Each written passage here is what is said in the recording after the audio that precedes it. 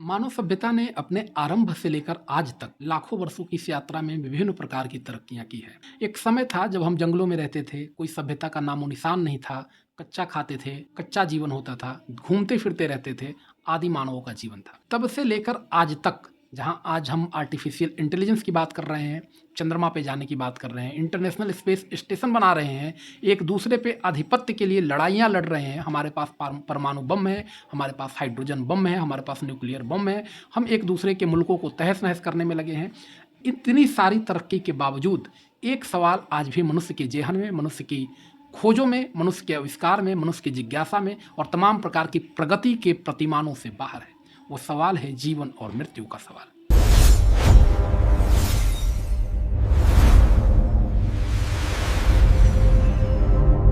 हम कैसे पैदा होते हैं, हमारा जीवन कैसे बनता है और आखिर में हमारा जीवन कैसे समाप्त हो जाता है।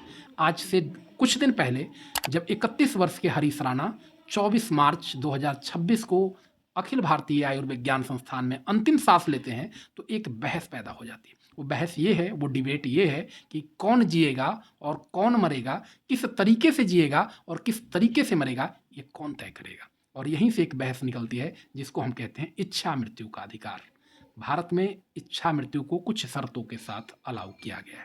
इस वीडियो में हम जानेंगे कि इस बहस के पीछे का बैकग्राउंड क्या है, यानी कि आज जिस इच्छा मृत्यु की अवधारणा को लेकर बात हो रही है वो चर्चा में क्यों आई। दूसरी बात हम ये जानेंगे कि इस बहस का इतिहास क्या है, यानी भारत में इच्छा मृत्यु को लेकर तमाम प्रकार के फैसले और दलीलें क्या कहती हैं। तीसरी बात हम जानेंगे कि इच्छा मृत्यु के प्रकार क्या होते हैं, कितने प्रकार की इच्छा मृत्यु भारत में या दुनिया में अस्तित्व में है। चौथी बात हम जानेंगे कि अलग अलग देशों में इच्छा मृत्यु को लेकर उनका अलग अलग स्टैंड क्या रहा है, किन किन देशों ने किन किन प्रकार के इच्छा मृत्यु को की अनुमति वहां दे रखी है। और अगली बात हम जानेंगे कि भारत में इच्छा मृत्यु की प्रक्रिया क्या है। और अंत में हम जानेंगे कि इस पूरी डिबेट का वे फॉरवर्ड क्या है। हरीश राणा 31 वर्ष का व्यक्ति जो कि 2013 से एक परमानेंट कोमा की अवस्था में है, एक टर्मिनल इल की कंडीशन में है, जो चौथी फ्लोर की बिल्डिंग से चंडीगढ़ में 2013 में गिरने के बाद की स्थिति में पहुंचे थे। 24 मार्च 2026 को अंतिम सांस एम्स में लेते हैं। इस एम्स में अंतिम सांस लेने से पहले उनके जीवन में जीवित होने के कुछ ही प्रमाण थे, जैसे कभी कभी उन्हें कफ आता था या कभी कभी उनकी छाती का ऊपर नीचे स्लो मूवमेंट होता था। इसके अलावा उनके जीवन में और किसी प्रकार के जीवित होने के लक्षण नहीं थे। 13 वर्षों तक उनके परिवार ने उनकी पूरी देखभाल की, तमाम प्रकार के मेडिकल चिकित्सीय सहायता उनको उपलब्ध कराई, तमाम इलाज हुए, लेकिन अंततः प्रकृति के आगे इंसानी और इंसानी जिज्ञासा, इंसानी तेवर, इंसानी आविष्कार हार मान जाते हैं। हाईकोर्ट में मामला आता है जहां हाईकोर्ट उनको इच्छा मृत्यु देने की बात से मना कर देता है। सवाल यह है कि इच्छा मृत्यु क्या होता है। इच्छा मृत्यु एक ऐसी अवस्था है जहां पर व्यक्ति जब किसी गंभीर बीमारी से पीड़ित होने के बाद, किसी दुर्घटना से पीड़ित होने के बाद, तमाम प्रकार की चिकित्सीय सहायता के फेल हो जाने के बाद वो ऐसी स्थिति में पहुंच जाता है जहां उसका जीवन जीना ही उसके लिए एक कष्ट हो जाता है, जहां पीड़ा इस हद तक होती है और वापस अच्छी जिंदगी जीने की तमाम गुंजाइशें खत्म हो जाती है, तब वो व्यक्ति इच्छा मृत्यु की अवधारणा तब वहां सामने आती है और तब उस व्यक्ति को इच्छा मृत्यु की तरफ भेजा जाता है। ऐसी स्थिति में भारत में इच्छा मृत्यु को लेकर जो बहस है वो बहुत पुरानी नहीं है।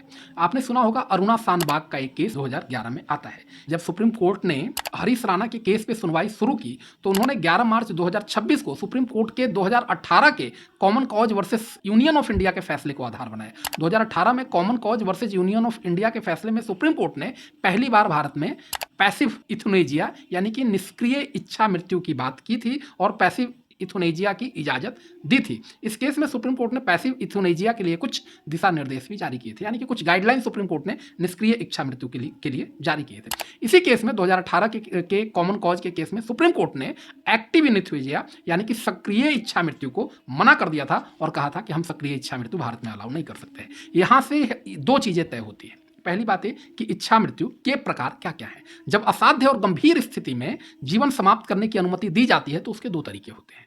जब कोई मरीज वापस लौट आने की स्थिति में नहीं होता है और जब उसको मृत्यु के वरण के लिए तैयार किया जाता है तो दो स्थिति होती है।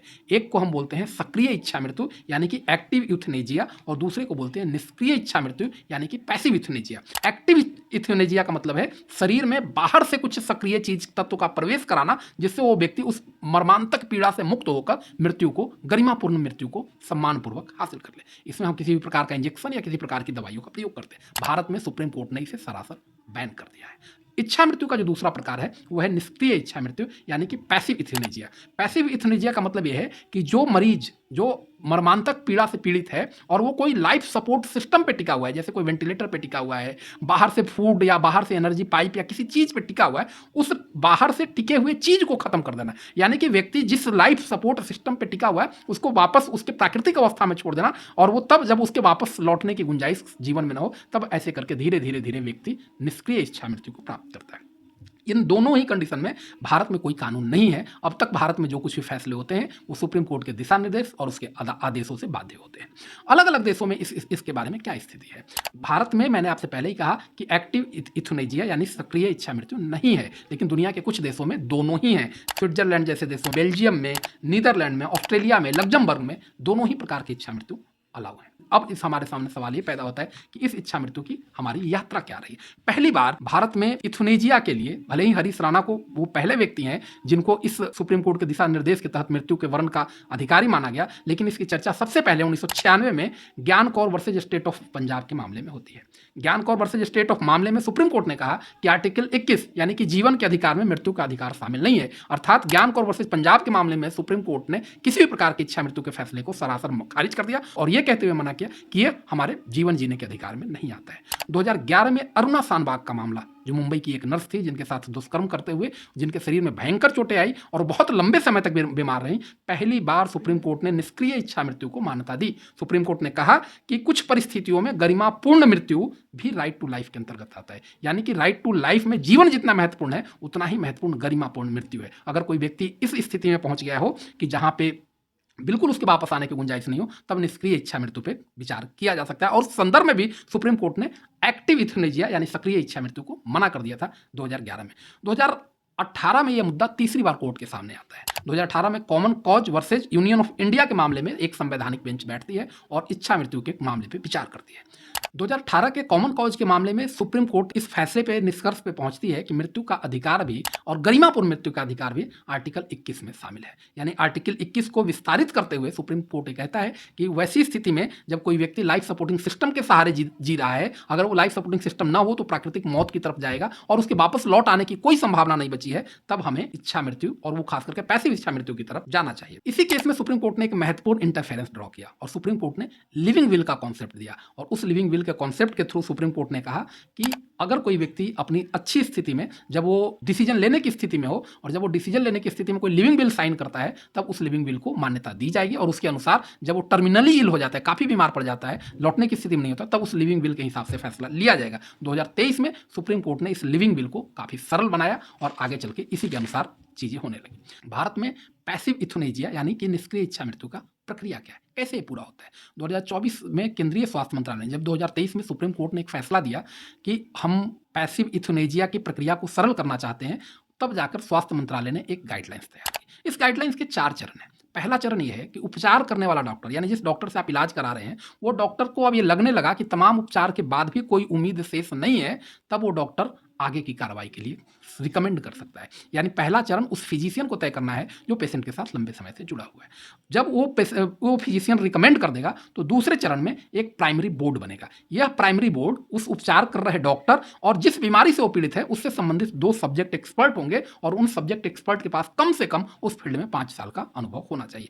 ये 3 लोग मिलकर सहमति से फैसला लेंगे कि अब उस मरीज के पास जिंदगी में वापस लौटने का कोई स्कोप नहीं बचा है, अब हमें आगे की कार्रवाई पे विचार करना चाहिए। जब ये मेडिकल 3 लोगों का बोर्ड इस सहमति पे, आम सहमति पे पहुंच जाएगा कि अब हमें आगे बढ़ना चाहिए, तब इस पैसिव इथुनेजिया का तीसरा चरण शुरू होता है। इस तीसरे चरण में डॉक्टर परिवार के लोगों से बात करेगा और उनसे कहेगा कि आप इलाज की और कोई संभावना ढूंढना चाहते हैं तो ढूंढ लीजिए, सारे विकल्प पे बात कर लीजिए और सारे विकल्प पे परिवार की सहमति की लेने के बाद, यानी पहले स्टेप में जो फिजिशियन लंबे समय से जुड़ा है वो, दूसरे स्टेप में वो फिजिशियन और उस सब्जेक्ट के 2 एक्सपर्ट, तीसरे चरण में परिवार के लोग, ये तीनों लोग शामिल होने के बाद जब आगे बढ़ेंगे तो डॉक्टर परिवार के लोगों से मिलकर एक फैसला लेगा और उस फैसले में लाइफ सपोर्टिंग सिस्टम को लेकर फैसला होगा और यह तय किया जाएगा कि निष्क्रिय इच्छा मृत्यु ही जब एकमात्र विकल्प है तो उस विकल्प को उसके सीएमओ को भेज दिया जाएगा। यानी कि एक रिक्वेस्ट साइन करके उस जिले के सीएमओ को दे दिया जाएगा और वो जो सीएमओ होगा वो एक सेकेंडरी बोर्ड बनाएगा। उस सेकेंडरी बोर्ड में सीएमओ या उसका कोई प्रतिनिधि और 2 उस सब्जेक्ट से जुड़े एक्सपर्ट डॉक्टर होंगे और फिर वो मिलकर तय करेंगे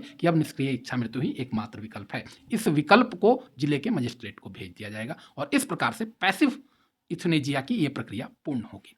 लेकिन सवाल ये है कि जब व्यक्ति गिरा हुआ है बेड पे, जब उसके पास जीवन और उससे संबंधित फैसले लेने का कोई ऑप्शन नहीं है, कोई बुद्धिमत्ता शेष नहीं है, कोई जागरूकता शेष नहीं है, तब वो फैसला उसके परिवार के लोग या निकटतम लोग या डॉक्टर लेंगे। इसमें 2 प्रकार का एथिकल कंसर्न शामिल है। एथिकल कंसर्न ये है कि क्या जीवन की जो गुणवत्ता है और पीड़ा से मुक्ति का प्रावधान है, हमारा जीवन कितना पवित्र है, हमारा जीवन कितना महत्वपूर्ण है और किस हद तक पीड़ा से मुक्ति के लिए मौत को वर्ण किया जा सकता है और उसका फैसला कौन लेगा। और यहीं से वो रास्ता निकलता है जिसको हम कहते हैं लिविंग विल का कॉन्सेप्ट। 2018 में सुप्रीम कोर्ट ने लिविंग विल का कॉन्सेप्ट दिया और उसमें कहा कि कोई टर्मिनली इल पेशेंट, यानी कि जो टर्मिनली इल पेशेंट है, काफ़ी बीमार पेशेंट है, जब वो सचेत अवस्था में हो, उस समय कोई वो लीगल बाइंडिंग डॉक्यूमेंट तैयार कर दे और उस डॉक्यूमेंट में वो अपनी इच्छा एक्सप्रेस कर दे, तब उस इच्छा, उस लिविंग विल के अनुसार आगे चल के उसके बारे में फैसला किया जाएगा। उस लीगल डॉक्यूमेंट में ये भी नामित कर सकता है कि उसके निष्क्रिय अवस्था में, जब उस अचेत अवस्था में होगा, जब वो फैसले लेने की स्थिति में नहीं होगा, तो कौन सा संबंधित व्यक्ति उसके बारे में फैसला लेगा, ये भी वो अपने उस लिविंग विल के डॉक्यूमेंट में शामिल कर सकता है। लेकिन यहाँ पे समस्या है। समस्या ये है कि इस लिविंग विल के डॉक्यूमेंट का प्रयोग भारत जैसे मुल्क में उत्तराधिकार और संपत्ति के लालच के लिए प्रयोग में किया जा सकता है। तो ये ध्यान देते हुए हमें इस मामले में आगे बढ़ना चाहिए और ये भी ध्यान में रखना चाहिए कि अब तक का जितना भी डेवलपमेंट है वो सुप्रीम कोर्ट के फैसले से जुड़ा है। इस देश के पार्लियामेंट ने इसके ऊपर कोई कानून न बनाया। तो एक वाइडर कंसल्टेशन के थ्रू, एक व्यापक प्रक्रिया के थ्रू इस मामले में हमें एक कानून बनाना चाहिए और उस कानून के मद्देनजर इस प्रकार के फैसलों का निपटारा किया जाना चाहिए। फिलहाल तो यही है कि हरीश राणा अंतिम सांस ले चुके हैं और हरीश राणा इस देश के पहले व्यक्ति हैं जिनको निष्क्रिय इच्छा मृत्यु की इजाजत दी गई। नमस्कार, धन्यवाद।